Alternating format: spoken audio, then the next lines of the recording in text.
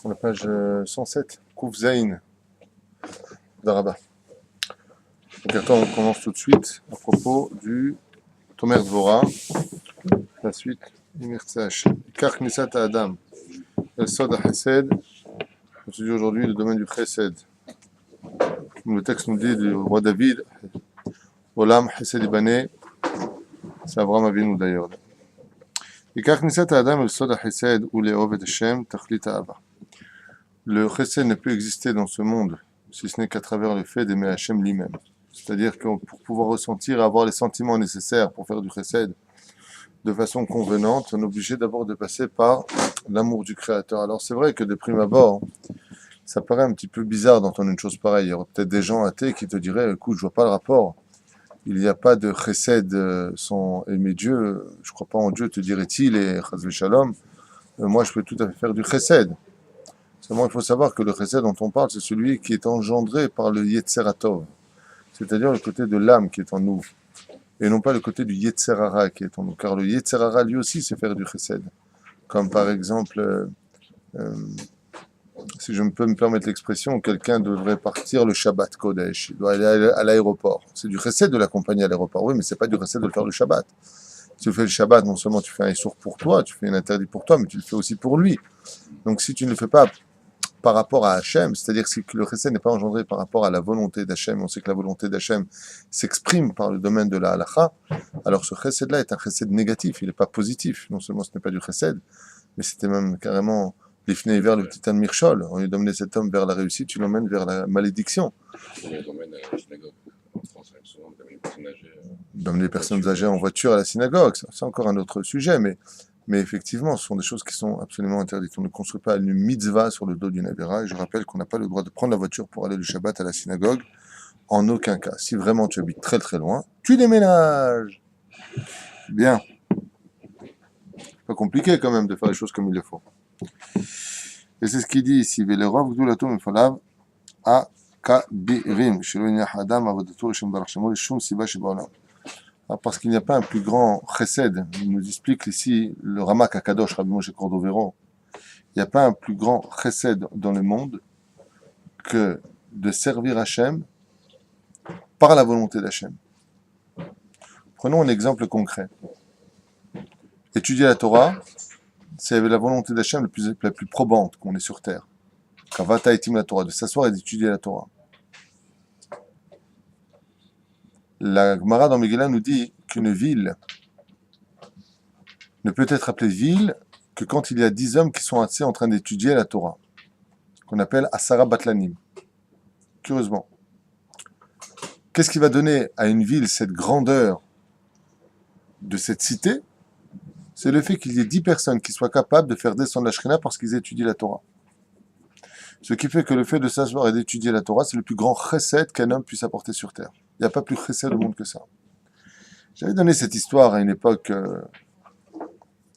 du Chafetz Chaim, qui avait été convoqué et appelé, sollicité, pour pouvoir aider à récupérer des dons pour un hôpital. Vous vous rappelez de cette histoire? Chaque lit coûtait une fortune.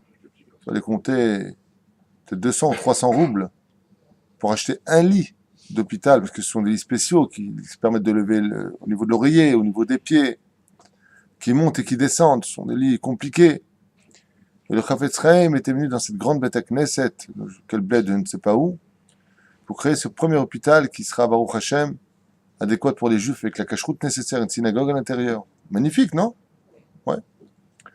Et chaque fois qu'un homme offrait un lit, le Chafetz Chaim se levait et faisait une bracha. Amen. Il y a un homme qui s'est levé qui a acheté 20 lits. Donc là, on parle d'une fortune colossale. Le Chafetz Chaim s'est levé, il a fait 4 pas vers lui, et quand il est reparti s'asseoir, il y a un homme de 16 ans, un jeune homme de 16 ans, qui rentre avec sa Gemara dans les mains, qui va s'asseoir pour étudier la Torah. Le Chafetz Chaim, quand il a vu, il est parti jusqu'à lui, il a posé les mains sur la tête, il l'a béni. Quand le richissime a vu ça, il s'est mis en colère contre le Chafetz Chaim. Il a dit, oh, qu'est-ce que tu fais? Moi, je viens de te faire un don extraordinaire pour l'association. Tu fais 4 pas vers moi, tu fais une bracha. Et là, tu poses tes mains sur lui, tu fais une longue bracha. Le Chafetz Chaim lui a dit, la différence entre toi et lui, je vais dire où elle est. Grâce à ton chesed à toi, s'il y a un malade juif qui a besoin d'un lit d'hôpital, il le trouvera. Mais grâce à lui, il ne sera pas malade. C'est toute la différence. Grâce au fait qu'une personne étudie la Torah, comme on l'a vu on le voit encore pour Ovadia Yosef Shlita, Rabbi Chaim, Ovadia Yosef, qu'on lui a rajouté le nom de Chaim, on voit que ce que demandent le plus les rabbanim, c'est de retourner étudier la Torah. C'est-à-dire que là, on est pendant Ben Azmanim jusqu'à dimanche, il n'y a pas de kollel. D'accord. On vient de sortir de Tishrei, tout le mois de Tishrei est considéré comme étant de travail pour la Vrechim. Ils ont 2 mois où ils peuvent travailler, où ils sont libérés par les obligations du kollel, entre guillemets. Et tous les rabbanim m'ont dit, il faut absolument annuler ces vacances d'aujourd'hui, enfin ces vacances, ce temps, et tous les Vrechim doivent retourner étudier la Torah. Donc il y en a qui se sont engagés dans des travaux, donc ils travaillent pour l'instant pour essayer de mieux vivre les mois qui arrivent, avec l'aide d'Hachem. Mais on voit que c'est la chose la plus importante. L'essentiel de ce monde, c'est d'acheter ce monde par le biais du chesed. Et le chesed le plus absolu, c'est l'étude de la Torah. Si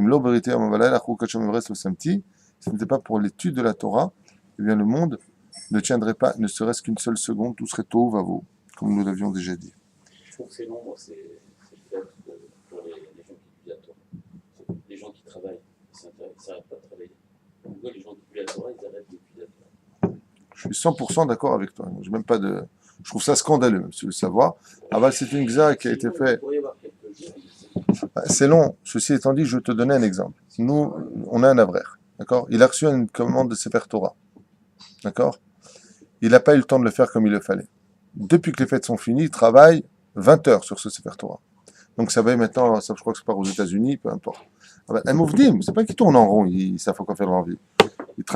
C'est-à-dire que les rabbanim ont estimé que les avrechim, pour régler leurs dettes de l'année, comme ils étudient la Torah, peuvent avoir, voilà, alors il y en a qui vont faire shochet, il y en a qui écrivent les mezuzot. C'est pas des vacances, hein. Ils sont pas en vacances. Ils sont dans une période où ils peuvent, avec l'aide d'Hachem, il y en a qui écrivent des livres, par exemple. Alors là, en ce moment, ils sont en plein dedans. Ils essaient de les finir, c'est leur temps qu'ils leur ont réservé pour l'année. Donc, peu de temps de travail, avec une grande bénédiction, leur permettront de mieux vivre toute l'année. Entre guillemets, hein, même si ce n'est pas le cas de tout le monde, bien sûr aussi. Profite de la famille, profite de tout.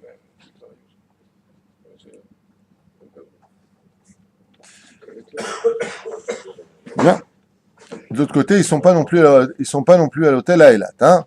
Qu'on se comprenne bien. Ils sont avec 10-12 enfants à la maison. Et si tu appelles ça des vacances, c'est pas vraiment des vacances, mais malgré tout, je suis d'accord avec toi. Je trouve ça beaucoup trop long. Justement, c'est de la Torah, il n'y a plus d'études, il n'y a plus rien. Non, mais ils étudient. Moi, je peux te dire qu'ils étudient. Ils étudient. Le Rav Baruch, par exemple, que tu connais ici, il enseigne du matin au soir à Alep, j'ai été le voir. Il n'y en a pas un qui chôme, ils sont tous les matins à la prière, ils sont tous en train d'étudier la Torah.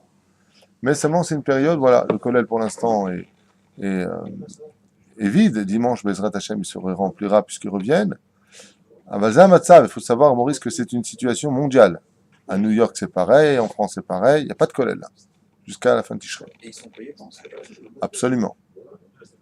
C'est pas comme le Congrès américain qui met au chômage 800 000 personnes depuis ce matin à 7 heures, 800 000 Ah, ça, ils ont pris la décision. officiers du gouvernement, FBI et tout le tralouï, là, sont mis au chômage. La sécurité américaine est en train de chuter. Après la démocratie, l'anarchie. N'importe quoi. La police américaine a fait des FBI. Ken. J'avais entendu ça pendant quelques jours. Tov, vous voulez qu'on parle de politique américaine ou vous le dites? Non, c'est intéressant. Moi, j'ai lu ça en général dans les toilettes. Pour éviter de penser à la Torah, c'est mieux. Non, c'est intéressant de voir les plans divins. Moi, c'est ce qui m'intéresse. Pourquoi Dieu fait les choses. Vraiment, ça m'intéresse. Mais il y a marqué que... Hein? Tov. וזה יתקן תחילת צורכי עבודתו, להשם ברך על ידי העסק התורה, תפילה ומצוות, שהם תהיה עיקר השתדלותו, כוחו, ארצו. Alors ici, il nous apprend déjà, à propos du chesed, comment organiser son chesed. Il dit la première chose, chesed, un vrai chesed, c'est-à-dire agir avec bonté dans ce monde, d'abord commence par soi-même. S'organiser le temps de sommeil qu'il faut pour pouvoir se lever à la prière avec le sourire, pouvoir se donner un temps d'étude de la Torah par rapport à son travail, וכו'. ואחר כך, המותר יהיה לשאר הצרכים, וגם אז מחשבתו דבוקה באדון הכל. Et si possible, ne jamais déconnecter son esprit de l'étude de la Torah, même la journée, Bezrat Hashem, comme c'est marqué, Sula Mutsav Arshav, Roshom Egia Shamaima, que l'on ait le corps dans le monde du travail et que notre esprit, lui, soit toujours dans la spiritualité, même si on travaille. Faire attention de ne pas voler, de ne pas mentir, de ne pas. C'est-à-dire que chacune de nos actions doit être du chesed. Et ça, c'est le meilleur chesed qui existe dans ce monde, c'est de d'abord penser à soi-même, c'est-à-dire d'être quelqu'un de bien, d'abord et avant tout. תקועה בליבו ויגעתר לא יתימות, בין יקבל טובות מעין הקדוש ברוך הוא, כמה ישמח ויודה לקדוש ברוך הוא שיגדיל חסדו איתו מאוצר מתנת חינם וחסד לו בזכות. Comme par exemple de toutes ces bonnes nouvelles, que d'aller par exemple le matin au travail, c'est une excellente nouvelle d'aller le matin au travail. Vous imaginez quelqu'un qui perd son travail quand il tourne les dourbies toute la journée, d'accord? Donc tout ça c'est du chesed de Dieu.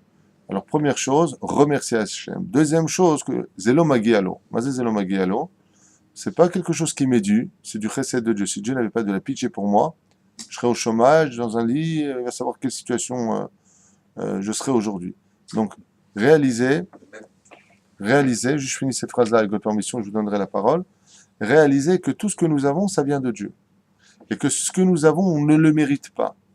Donc si toi tu comprends que Dieu métive lecha, c'est-à-dire que tu es capable de comprendre qu'en tant que créature, le Créateur te donne ce dont tu as besoin, toi-même tu pourras devenir un créateur pour créer d'autres personnes, à l'image d'Abraham qui a créé des âmes juives, ou une personne qui pourra aider une autre personne à sauver, Bezrat Hashem, sa situation. Donc on devient nous-mêmes d'une certaine façon, ou comme le dit le texte de la Gemara, celui qui fait faire teshuva à quelqu'un, c'est comme si qu'il l'a fait.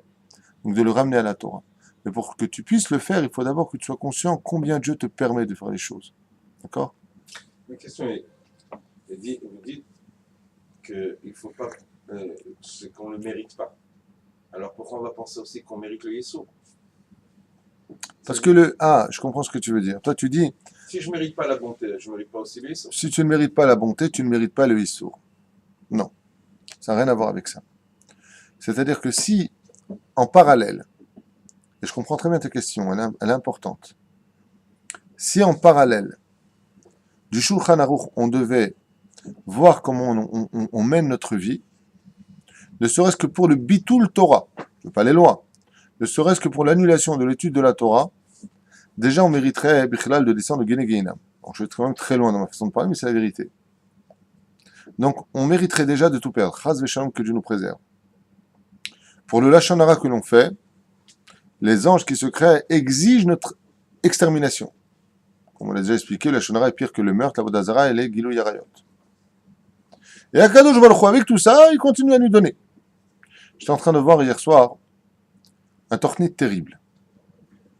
Ce qu'on appelle le Shuka Afor.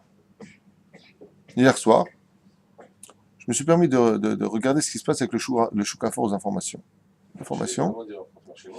Le marché noir. Qui prennent 83% de ribiot, tu viens prendre un prêt parce que la banque, donc la première escroquerie, te serre à la gorge comme ça, avec des ribiotes où tu t'en sors pas, seulement eux, c'est moral, ils vont payer l'État. Et dans le coup Shuka Afor, comme tu t'en sors pas, alors tu viens prendre une espèce une aide. Donc tu vas demander 10 000 shekels. Tu dis, ok, ça va te coûter 10%. Le mec, il signe.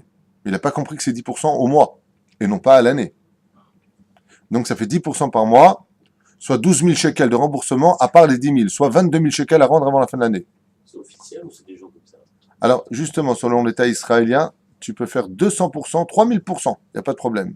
Mais si tu menaces, ça devient plili. Il n'y a aucun problème d'être... Ce sont des particuliers qui font. C'est des sociétés avec des mecs cravatés et qui ont des Russes baraqués derrière et des Arabes baraqués derrière. Si tu ne peux pas, ils viennent te prendre ta voiture. C'est de la mafia. La seule chose qu'ils ont le droit de faire, c'est appeler la police et dire, voilà, j'ai été menacé. Le problème, c'est qu'ils kidnappent ton fils ou ils descendent ta femme. C'est un petit peu ce qui se passe. D'accord? Prêter de l'argent avec intérêt et aller s'emprunter de l'argent avec intérêt, tu as tout perdu sur terre. En lecha halek laolam haba, en lecha triyat hametim. D'accord? Moi, je pose la question. Tu crois que ces gens-là, ils vivent selon quoi? Le digne de Dieu? Moi, quand j'ai vu cette émission La Vérité, je ne souhaite pas du bien à ces gens.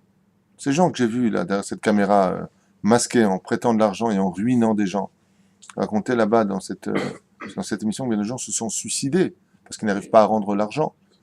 Combien de gens, Une personne qui vit dans une pièce avec sa femme et ses enfants, qui est obligée de se sauver aux États-Unis, il a été retrouvé, donc il est revenu en Israël, il a appelé la police, il n'y a rien à faire. Mais où est-ce qu'on vit? Qu'est-ce qui se passe? D'accord? Alors c'est très beau le côté très bleu de ce que l'on vit ici, mais il y a un côté qui est très gris. D'accord? Chouka fort veut dire le chouk gris. D'accord? Ni là, ni là-bas.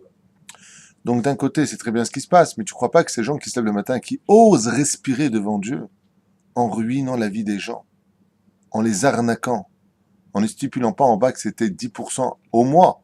À la limite, le mec qui veut se suicider, il veut perdre son monde futur, d'accord. Mais regarde ce qui se passe. Tu crois que ce mec, quand il se lève le matin et qu'il mange et que ça passe par un trajet et que ça arrive dans l'estomac et qu'il arrive aux toilettes, c'est pas du recette de Dieu? Moi, j'aurais été Dieu, j'aurais toute sa bouffe comme ça. Je dis, maintenant, tu rembourses tout ou tu arrêtes tes bêtises? C'est pas du recette d'Hachem. Ce que je voulais te faire comprendre dans ta question, c'est que quand on a une punition, ben, on la mérite.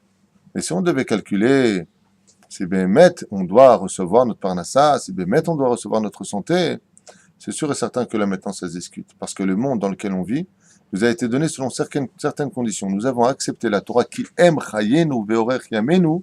Ah, Metsuyan, Todaraba. Qui aime chayenu par le biais de la Torah. C'est-à-dire que si on étudie la Torah, Dieu nous a dit, je vous laisse vivre. Sinon, je vous tue. Hasra, ça fait longtemps qu'on devrait plus être sur terre alors. Parce que combien on a étudié réellement la Torah tous les jours? Grâce à Dieu, beaucoup, le peuple d'Israël est un grand peuple et on a tous à des niveaux différents d'études de la Torah. Aval, dans la Gemara de Brachot, on nous raconte cette fameuse histoire de Lo scharo velo onsho. Ni son salaire, ni son... C'est Rabbi Yochanan, je crois, non? Ouais, ni les souris, ni les souffrances, ni le Gan Eden. Je n'ai rien demandé, ni ça, ni ça. Mais qui peut le dire? Celui qui n'a pas de dette. Mais celui qui a des dettes, il est obligé d'avoir. Parce qu'on ne se rend pas compte. Celui qui fait Stam qui n'a rien à faire, qui ne fait pas les Tinatim comme il faut, alors qu'il connaît les lois, Pirkei de Rabbi Eliezer, il dit là-bas, dans sa Tzavaat, donc c'est un il faut le récupérer de ça. Pour ça, il va falloir qu'il paye cette chose-là. Ça veut dire qu'il rembourse. Quand tu dois de l'argent à la banque, tu rembourses, non? En général. On rembourse. Donc, on va dire qu'on rembourse. D'accord? Il y a des choses à rembourser. Donc en général, les souffrances que nous avons, et encore, quelles souffrances on a? Je t'en supplie, de quoi est-ce qu'on parle? De quoi est-ce qu'on parle? Quand il y a toujours... donc tu vois, et pourtant, tu n'as pas une vie facile. Non, je ne dis pas là, c'est que tu ne dois pas dire que je le mérite, le chesed. Tu dois dire que c'est un cadeau de Dieu. Regarde, il a aussi une question à poser, je vais te répondre crûment. Quand on a des rasras qui nous arrivent, c'est pas ce qu'on les mérite, et c'est ce qu'on dit d'ailleurs, dans le Tikkun là-bas, quand on dit... quand on fait les tahanounim, on dit à la fin tout ce qui nous arrive, on le mérite. C'est ce toi, tu fais les choses Betsedek, et c'est ce qu'on dit tous les jours, oui ou non? Donc, en ce qui concerne les dettes que nous avons, c'est sûr qu'on les doit. En ce qui concerne le chesed, quand tu vois la Torah, je te donne un exemple. Prenons la Torah. Un homme prend sa voiture devant 600 000 personnes. Donc, il est à Paris.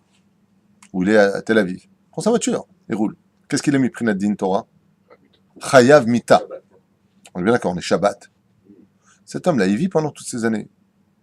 Les gens comme ça, chauves, la lame bien sur les péotes.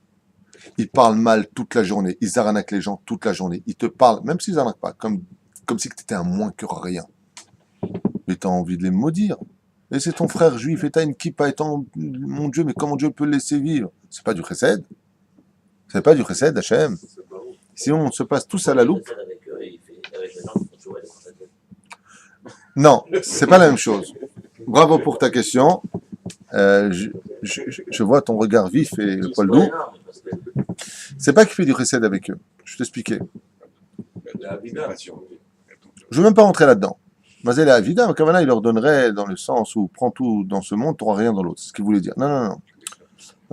La différence entre un rachat et un homme qui fait tchouva, ça ressemble à ça. Deux personnes doivent 1 million d'euros à la banque. Ces deux personnes prennent ces 1 million d'euros. Ils les ont. Seulement, il y a une personne qui est honnête et l'autre qui ne l'est pas. Résultat de course, celui qui est honnête, il va payer ce qu'il doit à la banque. Il se retrouve donc sans rien, mais il n'a plus de dette. Ce qui fait que partout où il va, il arrive pour passer à l'aéroport. Il ne se fait pas arrêter, on lui dit bonjour monsieur, passeport, il passe. Quand il arrive après la mort, bonjour monsieur, l'ordinateur, les flics en haut, les anges. il n'y a pas d'interdiction de sortie de territoire. Donc tu retournes pas entre le ciel et la terre. Par contre, le rachat, lui, il a de quoi rembourser. Rembourse. Je rembourse pas. Pas de problème, mon pote. Tu es toujours dans le pays, on t'a sous les yeux. T'es entre le ciel et la terre, t'es là. Il meurt. Il arrive pour passer la frontière. Au Gan Eden. Les gens disent, non, non, monsieur, vous pouvez pas, votre passeport, non, non, vous retournez à la maison. Entre le ciel et la terre. Tu vas errer, mon pote. Il faut attendre là-haut, quoi. Non, d'abord, faut pas que attendre là-haut, grâce à Dieu. C'est vrai que la vie n'est pas facile. Mais quand on regarde la vie des gens de façon générale, ça va. La vie est dure. Mais ça va. Si par exemple, je m'adresse à toi. Est-ce que ton épouse ne veut pas tous les trésors du monde? Si. Tu me le dis bien à voix haute, tu peux le dire? Ouais, c'est clair. C'est ce que tu me dis depuis des années. J'ai une épouse qui vaut tout l'or du monde. Donc déjà, t'es pas pauvre. Est-ce que tout le monde ne pourrait pas dire le moindre mot de compliment sur un fils comme le tien qui est capable de rester bli'ainera assis du début de la prière à la fin de la prière? Ça vaut pas tous les trésors du monde où des gens extrêmement riches auraient donné toute leur fortune pour avoir un fils qui étudie la Torah avec autant de ferveur et qui ne cesse de poser des questions à l'halakha, à savoir comment est-ce qu'on fait ceci et cela avec ces jolies péotes. Ça vaut pas tout l'or du monde. Alors oui, monsieur, je te le dis, effectivement, la vie n'est pas facile. Grâce à Dieu. Ouais, mais c'est un travail, c'est pas aussi donné du ciel comme ça. Travail de qui? C'est un travail. Travail de qui? De toi? Non, mais. Bah, de toi? Pas que de moi. De mais qui? Il y a bien sûr Tu veux que je t'amène des femmes extraordinaires qui ont des fils qui sont avec des boucles d'oreilles et des teintures sur les cheveux aujourd'hui? C'est un cadeau d'Hachem, mon fils. C'est du chinam, et je ne sais pas quelle route tu as, ou toi ou ta femme. Tu te rends pas compte de ce que tu racontes. Tu veux que je te montre des femmes exemplaires qui ont jeûné pour que leurs enfants soient toujours sur le chemin de la Torah aujourd'hui, qui sont en... Je ne vais pas te raconter où ils sont. À Ibiza et Ultraluit, qui ont une éducation, on ne peut plus. C'est du srout, Sadik. Et qui t'a dit que tu le mérites? Par contre, si on reprend ton passé, et on se connaît bien, toi et moi, tu m'en as parlé. Zebet Tzedek, tout ce qui t'arrive, aujourd'hui, tu lis à voix haute. Allô? Ouais. Ah! Parce qu'on nous écoute! Tu comprends ce que je veux te dire? Faut être droit dans ce monde. Baruch Hashem. Ishtabar Shemon Lahad. Regarde. Prenons un exemple simple. Tu verras que dans tous les malheurs, il y a toujours un bonheur. Ils t'ont fait sauter ton permis. Faut emmener l'enfant là-bas, au GAN. Ouais. T'as un chauffeur avec une voiture. T'es mieux qu'un patron, mon pote. Mais c'est la vérité où je mens. Ce qui se passe, c'est être en compte. Ils m'ont sucré mon permis. Quelle vie, hein. T'y vas pas, t'y vas. T'es devant et derrière. T'as le garde du corps, t'as le chauffeur, t'as la voiture. Elle t'emmène. Elle est pas belle, la vie. Combien de fois tu as perdu ton travail pour des problèmes de santé? Est-ce que tu es resté plus d'un mois sans travailler? On n'a jamais cessé de t'appeler. C'est pas de la chance. Qui t'a dit que tu mérites? Un monsieur miracle sur Terre. Lui, il devrait écrire un livre sur les miracles. Celui-là, c'est un... 2 fois j'ai suivi, 2 fois j'ai vu Dieu. Monsieur Galère, Monsieur Galère miracle, s'appelle celui-là. Mehaya Metim. Et chaque fois j'en parle, je donne pas ton nom, hein, à chaque fois. À chaque fois, je parle de toi. Dans les exemples, quand je vais ailleurs, je connais une personne, Monsieur Miracle. Lui, c'est toujours, j'arrive au point, et voilà, là, c'est le suicide. Il arrive ici, 50 ans. Il remonte. C'est pas du chesed. Il n'a pas des dettes ou les chayav mitar. Vous comprenez bien ce qui se passe. Quand on reçoit, il le dit ici. Chez Leolam Ha'adam, écoutez bien, mais Otsar Matenat Hinam Bechesed Velo Besrout. Ne viens pas penser une seconde que ce que tu possèdes, c'est du srout. J'ai le srout de ma pitom. Ce que tu viens de dire, mais attends, l'éducation que j'ai. Mais quelle éducation t'as donnée? Quelle éducation t'as donnée mieux que moi, mes enfants? En quoi, toi, t'aurais mieux réussi ton éducation? C'est non nachon. C'est que t'as eu un srout. Laisse-moi te finir. T'as eu un srout. Si on fait du n'importe quoi aussi à la maison, le gosse, il va faire. Je vais t'amener Bli'ainara, 10 rabbanim de niveau extraordinaire dont les parochkas aujourd'hui sont pas Shomer Shabbat Mitzvot. On est plein à t'en ramener. Bon, est-ce qu'il y a une meilleure mère que Rachel, comment elle s'appelle, que Rivka, qui a eu un fils comme Esav? Non, il n'y a pas de srout sadik. Il n'y a pas de choses à nous. Nous, on fait ce qu'on a à faire, mais les plans divins, on peut pas les comprendre. C'est un srout d'avoir un fils comme le tien. C'est un srout. C'est pas donné à tout le monde. C'est un srout. Que Dieu le bénisse, hein, bien sûr. Amen. Avec un poisson. Hein? Avec un poisson. Deuxième question. Très bien. On parlait du recette pour les choses qui sont bien, mais on peut aussi parler du recette pour tout ce qui est mauvais. On va arriver. Ce n'est que- On va y arriver. Ce n'est donc que du recette d'achat. Il n'y a que du chesed. très bien. ובין יקבל איסורים תוכחות, יברם בבקשת משמחה. וברות סופן טובות. יברך על הרעה בשמחה, c'est ce qu'il dit ici. וכן יקבל איסורים בתוכחות, donc c'était la suite. Et même quand viennent sur toi les épreuves, accepte-les avec amour. Pourquoi? Parce que toutes ces épreuves-là ne sont que du bien absolu pour toi. Veyesh kamaraot sofan tovot. Surtout qu'on a vu combien de gens du mal qui en sont ressortis ont vu du bien. Prenons mon exemple. Quand je travaillais dans le prêt-à-porter qui est devenu le prêt-à-laisser, où j'ai tout perdu dans cette histoire, d'accord, jusqu'à ma propre maison. Donc c'est un grand mal de tout perdre, ouais, à cause de l'antifada. Tu sais, quand ils te bloquent les arrêts, jetant des pierres comme ça, qui te pourrissent la sécurité en Israël, t'as plus personne dans les rues parce qu'ils te font exploser les bus, que Dieu nous protège. Bon, ben, tout s'arrête, hein, sauf les banques. Il n'y a qu'eux qui s'arrêtent jamais avec leur compteur. Un truc de fou. Très bien. Eh bien, si Baruch Hashem, mes affaires n'avaient pas coulé, je ne serais pas retourné à la yeshiva. Jusqu'à aujourd'hui, je remercie Hashem de m'avoir fait une chose pareille. Baruch Hashem. Grâce au fait que tu m'as arrêté ces allers-retours à Tel Aviv pour mes boutiques, machin, truc chouette, j'ai pu retourner l'étude de la Torah et aujourd'hui, grâce à Dieu, depuis des années, j'enseigne la Torah un peu partout et dans tous les pays. Et je voyage beaucoup grâce à Dieu. Pourquoi? Pour divulguer le nom d'Hachem. Entre être derrière un comptoir en vendant des vêtements ou alors aller divulguer le nom d'Hachem, franchement, il n'y a pas photo. Non? Mais il fallait que je passe par cela. Understand? Pige? Il faut de faire comprendre qu'est-ce que c'est le bien par rapport au mal. tout à fait. טוב, כי יש כמה רעות וצורות טובות, כאותו האיש שנכנס קוץ ברגלו והפסיד הספינה והתברר שטבעה. Il dit ici, comme cet homme-là qui devait absolument prendre le bateau, il devait absolument le prendre, et sur la route en marchant, il a marché sur une ronce qui lui a pénétré le pied. Le temps qu'il enlève sa ronce, le bateau est parti, il a raté son départ, et il apprend quelques heures plus tard que ce bateau a échoué en pleine mer parce qu'il a percuté un rocher sous l'eau qu'il n'a pas vu, comme le Titanic. D'hélicoptère, il a fait la Oui. Non, encore ça, encore cette histoire de l'hélicoptère sur ces 72 soldats, moins 1, 71, moins parce que ce Chiloni, ce jeune soldat avait appris à un cours qu'il fallait mettre la chaussure droite et la chaussure gauche, ensuite attacher la chaussure gauche et la chaussure droite. Donc comme il s'était rappelé juste avant de monter dans l'hélicoptère qu'il n'avait pas fait ce qu'il fallait faire, il est retourné dans la tente pour les enlever et les remettre. Ils l'ont pas attendu, l'hélicoptère s'est envolé il y a quoi, 10 ans de cette histoire. Et quelques minutes plus tard, il s'est explosé à même le sol et tout le monde est mort, sauf lui. Pourquoi? Pour une petite misva de mettre ses chaussures comme il faut, comme la halakha le demandait. Non, il y a une très belle histoire sur cela.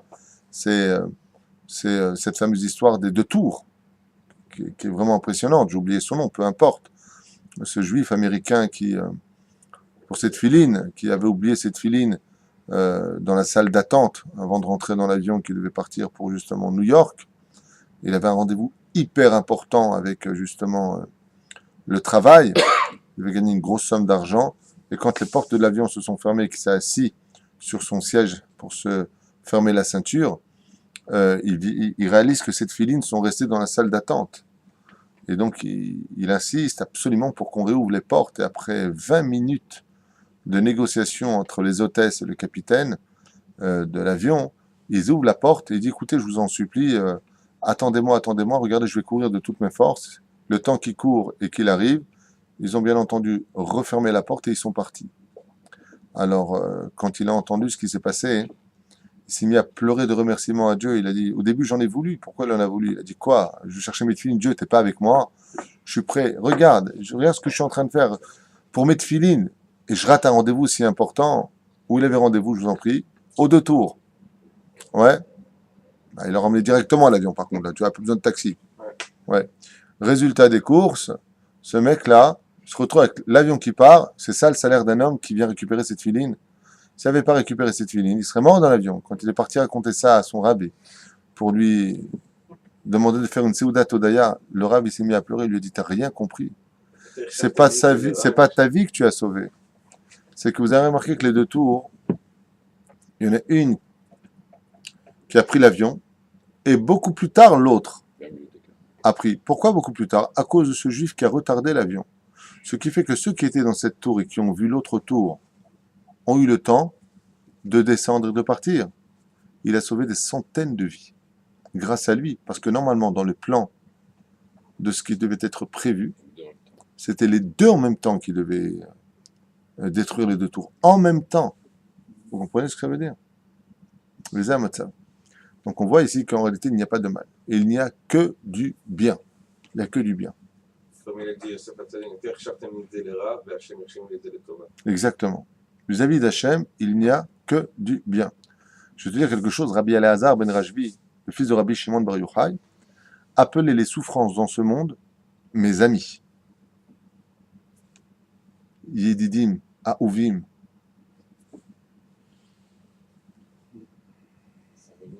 C'est un niveau. Ah, il hurlait, attention, c'est pas des petites souffrances. Hein. Donc, Chas v'Shalom, qu'on n'ait pas provoqué des souffrances pour nous, mais qu'on sache que quand on souffre, c'est toujours pour quelque chose de positif, et que la meilleure façon, je vous donne un secret de la vie, je suis bien placé pour vous le dire malgré tout, mais la meilleure façon d'arrêter des souffrances, c'est de les prendre avec joie. C'est le processus le plus radical pour guérir d'une souffrance.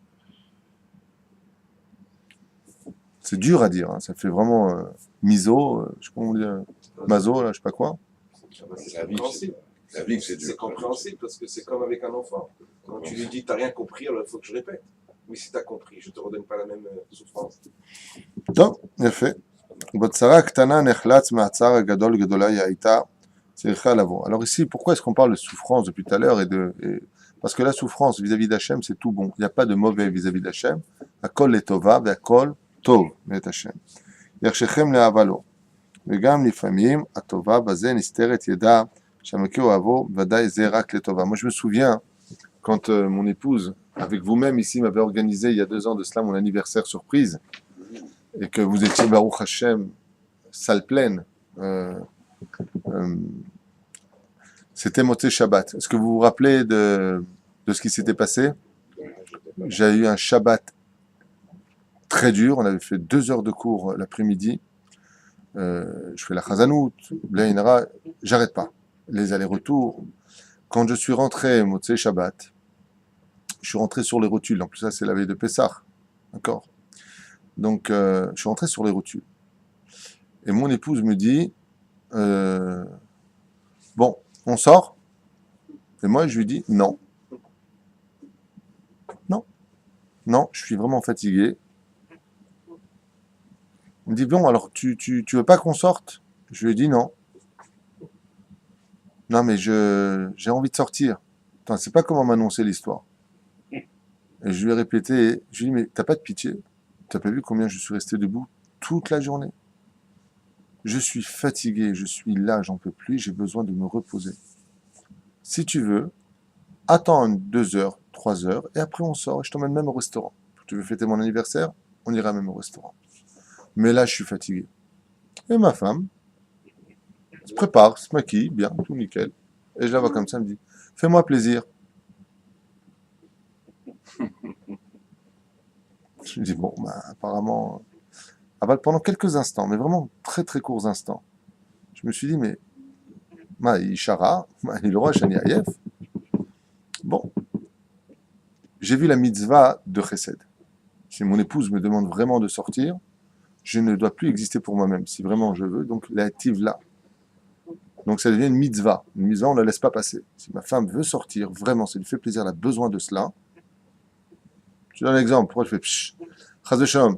Ta femme a besoin d'un médicament, il faut chercher au bout de la ville, tu vas pas? Ouais, si le médicament de ta femme, c'est de sortir ce soir au restaurant parce qu'elle en a vraiment besoin, il faut aller chercher ce médicament. Donc, c'est arrivé cette semaine. Donc, tu vois l'exemple que je donne, il est pas fortuit. Donc, c'est exactement ce que je fais. Donc, je me douche, c'était mieux.